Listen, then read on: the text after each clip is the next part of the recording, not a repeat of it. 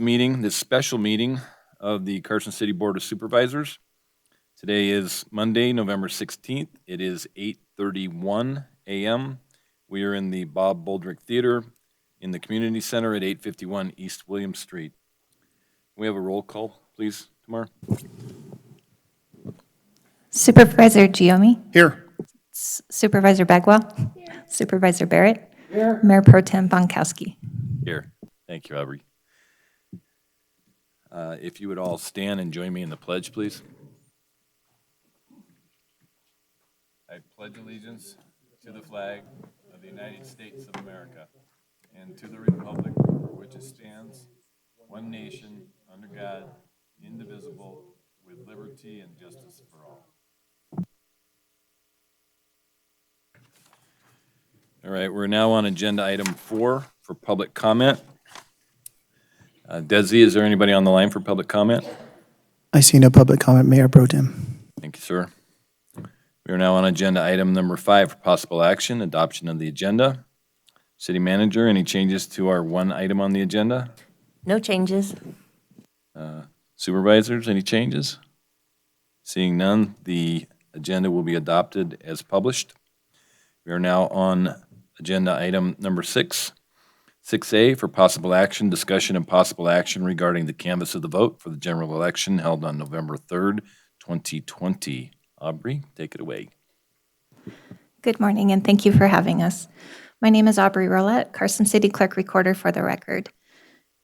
I would also like to introduce Miguel Camacho, Chief Deputy Clerk, who is here with me today. Carson City's turnout for the 2020 November 3rd general election was 78.82%. This is down from the 2016 general election, which had a 91.79% turnout. This is lower than I had anticipated. However, it may be partially due to the automatic voter registration, which did take effect in January of 2020, which greatly increased Carson City's active voter registration count. Out of the 29,781 ballots cast in the 2020 general election, 16,082 ballots were cast by mail, and 13,699 were cast in person. There was one fleeing voter during early voting, and this simply means that a voter came in, signed the roster, was issued an in-person ballot, but did not place his or her voted ballot in the tabulator before they left the polling location. This is normal for an election. We do strive to get that number to 0. However, we're down to 1. I think in previous we've had up to 9, so we're happy to be getting that number down. The absent ballot processing board and duplicating board rejected 36 mail ballots. This happened after the signature had been verified by our staff. Staff does not open the ballot envelopes at the time of signature verification, and therefore it isn't until the ballot processing boards determine that the ballot is valid. These rejected 36 ballots and the one fleeing voter make up the difference between the signatures obtained and the total ballots cast for this election. There is one individual who cast a mail ballot and an in-person ballot. The name of this individual has been turned over to the Nevada Secretary of State, as well as the Carson City District Attorney's Office, and we're just waiting for further direction on how to proceed. This election, it required more election workers for longer shifts throughout the entirety of early voting and on election day. Carson City should be very proud of its election workers who were professional and extremely flexible for what their duties entailed. Many of them worked full days standing on their feet, making sure the polling location was sanitized between each voter, social distancing was in place, and answering questions for the voters within the polling location. I am very proud of the workers who put themselves on the front lines for this election, and they do it for every election I've been a part of in Carson City. There were many factors at play in this election that made it extremely challenging to administrate. For example, the unknown of how many people were going to vote by mail versus vote in person. My staff, Nicole Fay, Emily Toops, Ro Martinoni, Beth Phelps, Jamie Waste, Tamar Warren, Daniel Howard, Amanda Weldy, and of course Miguel, were very stretched. Staff from the clerk recorder's various departments really stepped up to help. They made copies, answered phones, and provided basic life support to get us through the election. We couldn't have succeeded without their dedication, enthusiasm, and hard work. Additionally, Sue Merriweather, my personal hero. She came out of retirement again and helped me manage the boards as well as staffing at the courthouse while Miguel and I were stuck over at the community center polling location. We had a lot of referrals as well for election workers, and I do appreciate those who put forth that effort to try to find us some people who are qualified. I would also like to thank several of the city departments. They really helped us out last minute, and I feel they should be recognized. Human Resources, Melanie Burketta, she's already stretched. She offered 2 employees to help us, and they were instrumental in us processing voters. Eric Klug and Courtney Warner allowed us to bump scheduled activities and events from the community center and hold them over at the senior center, so that was very nice. Thank you. James Underwood, IT, Desi, all of those over there, we would call last minute, they would jump, come and get us hooked up where we needed. The sheriff's office, Under Sheriff Tushbont, Captain Wall, on election day and throughout early voting, they were there for us for whatever questions we had. The DA's office, often I asked what I seemed like very stupid questions, but they made me feel very important and answered all the questions that I had. Facilities, Public Works, and Parks and Rec couldn't have done it without them. So as you can see, the support from the city was remarkable for this election. It was unbelievable, the last minute adjustments that we had to make just to try to accommodate all the voters, and they really stepped up. So overall, I do believe this election went well. We learned a lot about how elections to come may look, especially with same-day voter registration. There will be a lot of work with our vendors from now until we prepare for the elections in 2022 to try to streamline the process. However, at this time, I do hereby respectfully submit this canvass for the 2020 general election, and I'm open for any questions. Thank you. Aubrey, a couple of questions. Going back to the multi-ballot that was cast, can you walk us through how you catch that and then what happens to the second ballot that gets cast? Sure. So the way that we caught that was when we were doing our reconciliation. We were trying to match all the mail ballot signatures to the number of mail ballots that we had cast. And we actually hand went through 16,000 plus envelopes to marry that signature to a record. And that is when we located that this person had actually rejected at the polling place. One of our workers had rejected her mail ballot and issued her an in-person. But the status of that, because our software isn't really meant for this type of election, there wasn't a way that it talks live to each other. So when that election clerk at the polling location changed it to rejected, it didn't flag, and I don't know if I'm wording this correctly, Miguel, maybe help me out, but it was still allowed to be changed at the office if somebody pulled up the wrong record to change that to an accepted status. One out of that many ballots, I think our processes and procedures were fairly in place. This one, unfortunately, we weren't able to catch until the end. So she did cast an in-person and she did cast a mail. We're unable to pull that ballot, so she was able to cast 2.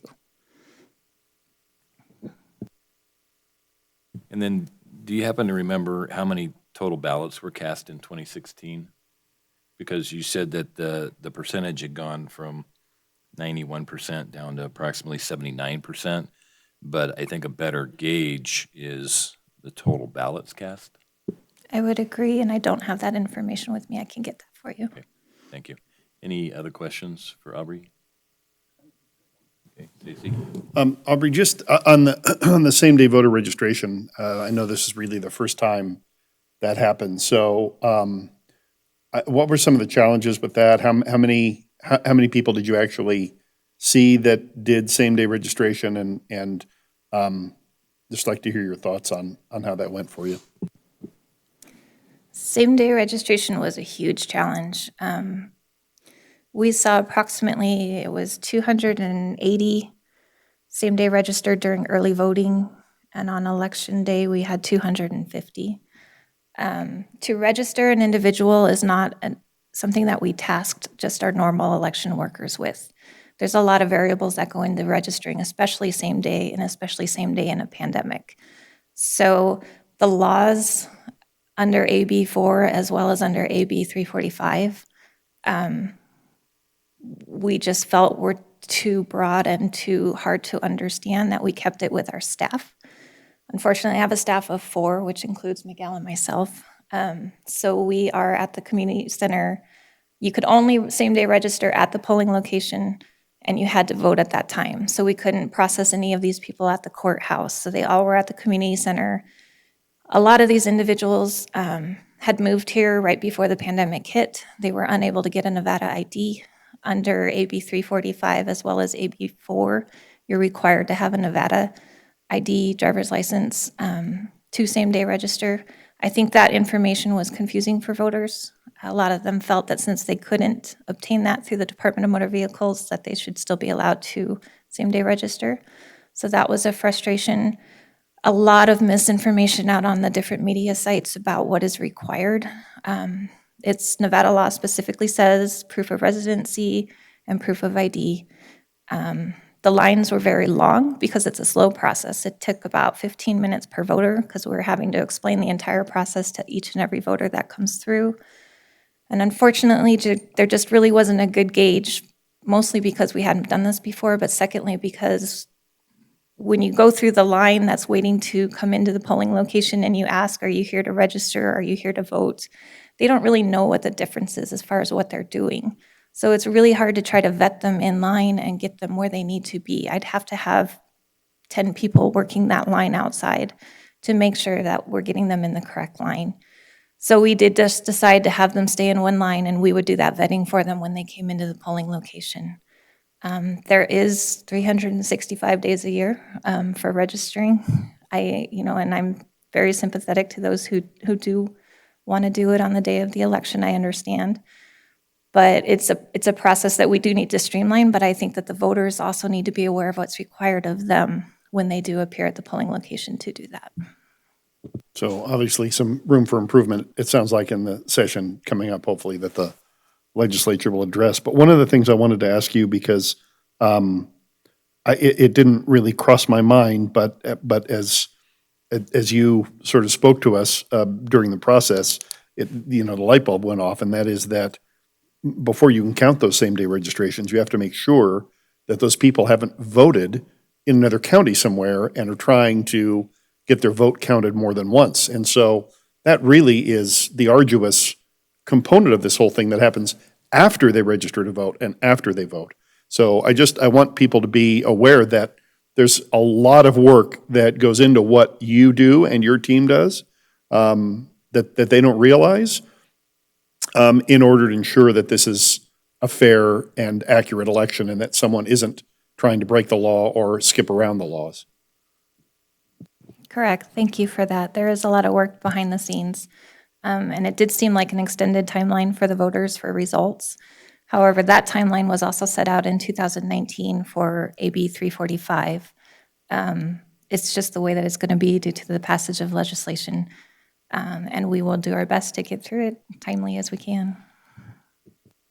So, good morning, and I do want to say thank you very much to all the staff and participants that gave us a smooth election process. My question really comes in the purging of the voter rolls. So I know, didn't we have 3,000 ballots in June that came back saying person moved, for whatever reason it wasn't valid. Do you think there's legislation that you need help with to help clean or purge the voter rolls so that, again, it can be smoother and you're not spending as much energy with wasted ballots that were mailed or things of that nature? Do we need help in that area? Right now, that is by federal law. So the National Voter Registration Act governs how we do our inactive mailings. There's a process set out by that federal law that we go through. Unfortunately, what happened between the June and this general election, there's a 90-day period before the election that we're frozen where we can't do any of status changes of voters. And with having the primary be the all-mail, we'd never done that before. I didn't make that happen fast enough where for the general election, I could have possibly gotten those 3,000 people to where we didn't have to mail them a sample ballot. or a ballot at that point. So that is something that I will be working on as more of a calendar tickler. In the past, it hasn't been as big an issue because we haven't had to mail a ballot to every active registered voter. But I think this election did bring to light that we can do a lot of work on our end within the office under the current laws for that. Any other questions? John? I just want to say thank you. Great job. Yeah, I would echo that. With everything going on in the country currently, and some of the comments that we've seen, it's, seeing the job that you do and all the work that goes into it and all the verifications that happen to where we can get it down to one person, or in this case, the one fleeing voter and the one person that voted twice out of almost 30,000.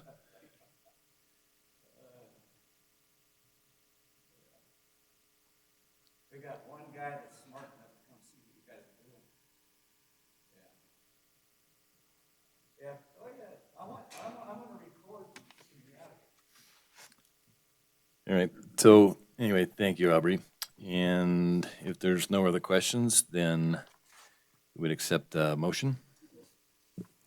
I move to accept the canvass of the vote for the November 3, 2020 general election as presented. Second.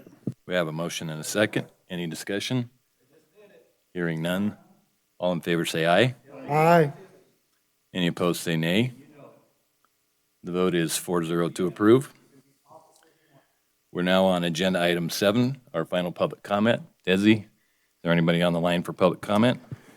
I see no final public comment, Mayor Pro Tem. Thank you, sir. We're now on agenda item 8 for adjournment. Do we have a motion to adjourn? All right, we're adjourned. Thank you.